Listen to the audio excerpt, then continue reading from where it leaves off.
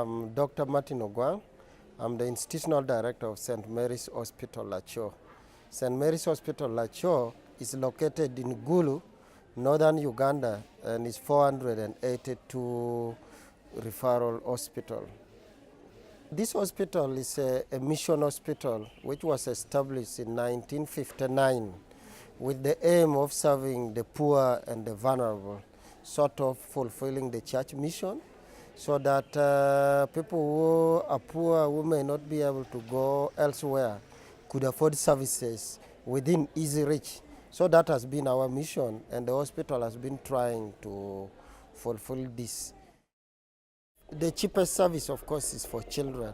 If a child comes here, we spend about $15 to treat each of the children. For surgery, we spend about $141 to treat any surgical case that come.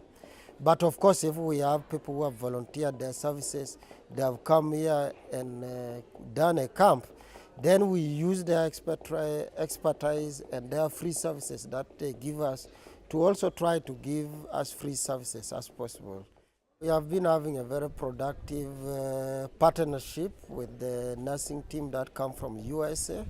The most important thing to me is that they are nurses brought up in two different cultures, let us say different society, but they come here to try to sort of merge these cultures, to see what they can gain from each of those cultures, and we think that is synergistic. It gives us a lot of synergy, such that our nurses gain from what the USA nurses get, and also the USA nurses gain from what is here. There are other areas where we don't have expatriate medical staff, and this is where missions like the one that is sent to us by Medical Mission Foundation help to fill in the gaps. So for example, this country has less than 10 plastic surgeons. We have less than 10 urologists.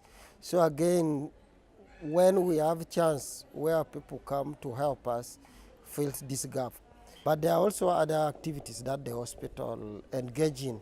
We go to community, do preventive services like immunization, school health education, personal hygiene. We try to teach people to prevent diseases before they come to the hospital. As years go by, we are facing some challenges, and the major challenge has been funding. We are now able to have some nurses whom we train from here, so they join the service. There's a nearby medical school, so we have some doctors.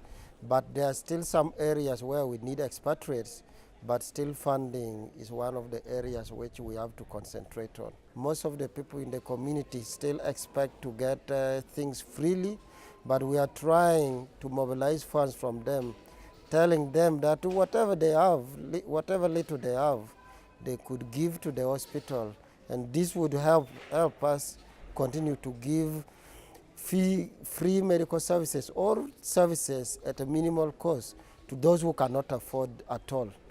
So we have been having some fundraising activities. We had a charity walk in town. We also had auction in the hospital, and now we are having raffles, and we are encouraging people to participate. And we are hoping that as years go by, people will realize the sense of responsibility and help the hospital serve these very poor people who cannot afford their own services.